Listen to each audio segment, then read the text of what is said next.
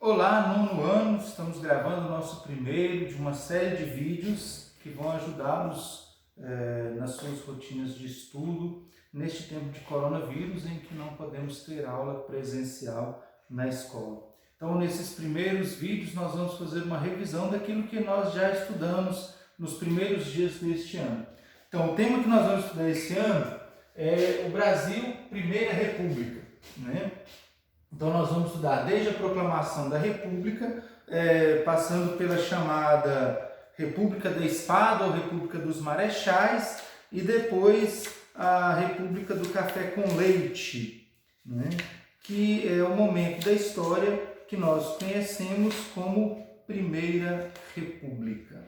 Então vamos lá, em primeiro lugar vamos estudar a proclamação da República, sabendo que o Brasil teve 67 anos de monarquia, desde a sua independência, em 7 de setembro de 1822, até a proclamação da República, em 15 de novembro de 1889. Então vamos voltar lá no livro, vocês podem nos acompanhar aí a partir da página 3. Aliás, na página 2 tem uma foto aí da família real, no dia em que ela foi expulsa do Brasil pelos republicanos, né? Que ela vem a introduzir aí o tema da proclamação da República. Qual era o contexto no qual o Brasil estava quando houve a proclamação da República? Primeiro, havia uma crise institucional, né? Discordâncias entre o parlamento e o rei, né? A gente lembra lá da Constituição de 1824, que foi outorgada por Dom Pedro I, que era uma Constituição que definiu o Brasil como uma monarquia quase que absolutista, porque o poder estava dividido em quatro poderes, né? O governo dividido em 4 poderes: legislativo, executivo, judiciário e o poder moderador, que estava nas mãos do imperador, né? E isso dava ao imperador plenos poderes, porque ele podia reger sobre todos os outros poderes, né? Então o poder moderador dava ao rei um poder quase que absoluto perante os outros poderes da monarquia. Então isso já havia gerado uma crise que estava sendo arrastada por muitos anos e permaneceu durante o governo de Dom Pedro II, do imperador Dom Pedro II. Então, com essa crise chamada crise do Segundo Reinado, houve lá um personagem importante chamado Visconde de Ouro Preto. Ele era o primeiro-ministro de Dom Pedro II e ele apresentou à Câmara dos Deputados, né, que era o parlamento na época, uma série de sugestões para reformas políticas. Dom Pedro II ele queria mudar a estrutura política do Brasil, ele queria reformar, renovar a estrutura política do Brasil, sem com isso romper a monarquia, né? O Brasil continuaria uma monarquia, mas com uma série de reformas a serem implantadas, à semelhança da monarquia inglesa, né? A gente sabe que lá na Inglaterra existe uma monarquia, existe uma rainha hoje, né? Mas quem tem o poder político de fato é o parlamento. Visconde de Ouro Preto, com o aval de Dom Pedro II, queria um modelo semelhante aqui no Brasil. Só que a Câmara é formada por uma maioria de conservadores. Os conservadores não queriam essa mudança. Então eles já começam a se articular para barrar a reforma política proposta pelo imperador Dom Pedro II. Em represália a isso, o que Dom Pedro II fez? Ele fechou o Congresso, ele fechou o parlamento, dissolveu o parlamento e quis implantar a sua reforma política pela força da caneta, né? Pelo seu próprio poder. Então, ele convocou um novo parlamento formado, né, das pessoas não tão conservadoras quanto o antigo. Ele iria escrever a sua proposta de reforma política. Esse novo parlamento, formado por ele mesmo, iria se reunir no final de novembro, né, para poder aprovar as propostas da reforma política. Já havia um sentimento republicano no Brasil, sobretudo no estado de São Paulo. O estado de São Paulo ele tinha um grande número de republicanos. Eles viram que essa dissolução da Câmara, do Parlamento, como um abuso de poder.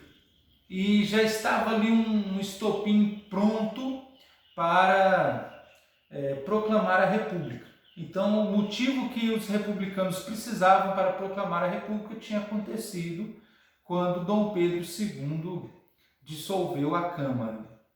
E de onde que vieram esses republicanos? Esses republicanos, aliás, as ideias republicanas ganharam força no Brasil a partir da Guerra do Paraguai.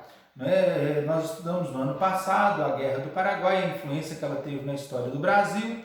Foi o último conflito armado que o Brasil declarou oficialmente a uma outra nação. O Brasil saiu vitorioso da Guerra do Paraguai, com uma tríplice aliança do Brasil, Uruguai e Argentina contra o Paraguai. Tanto a Argentina quanto o Uruguai quanto o Paraguai já eram repúblicas. Então o exército que lutou nessa Guerra do Paraguai, ele voltou da guerra com ideias republicanas, porque eles perceberam, olha, no Uruguai, na Argentina e no Paraguai são repúblicas, por que só o Brasil é uma monarquia? Então eles trouxeram as ideias republicanas da Guerra do Paraguai. E também ideias abolicionistas. Um dos principais argumentos dos republicanos seria o fim da escravidão com o fim da monarquia. Então, eles eram ao mesmo tempo abolicionistas e republicanos. E eles tinham apoio do exército, porque o exército brasileiro que lutou na Guerra do Paraguai. E era sabido, nesse tempo, que Dom Pedro II ele tinha uma predileção especial pela Marinha, não tanto pelo Exército, mas pela Marinha. A Marinha também lutou na Guerra do Paraguai, teve uma participação excelente lá, trazendo grandes vitórias para o Brasil, grandes conquistas para o Brasil na Guerra do Paraguai. Dom Pedro II, já desde antes, tinha uma predileção pela Marinha, então o Exército ele se sentia excluído do governo. Então o Exército, juntamente com esses republicanos de São Paulo, foi que provocaram todo o movimento em prol da proclamação da República. E assim então aconteceu. Em 15 de novembro de 1889, o Dom Pedro II ele estava viajando, ele estava em Petrópolis, que era a residência de descanso da família real, e Dom Pedro II estava lá para Petrópolis. A princesa Isabel estava no Rio de Janeiro, onde era a sede do governo. Pouco tempo antes ela já tinha assinado a Lei Áurea, que concedia a abolição da escravidão, mas ela então estava no Rio de Janeiro, na sede do governo.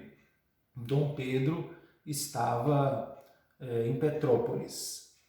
O exército marchou no Rio de Janeiro e parou em frente ao palácio, onde era a sede do governo, e lá, com as armas todas apontadas, aplicou então o chamado golpe republicano ou a proclamação da República.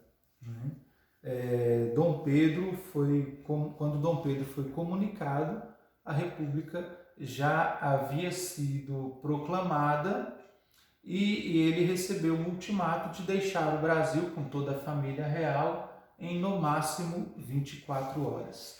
Então deram a Dom Pedro 24 horas para deixar o Brasil com toda a sua família real.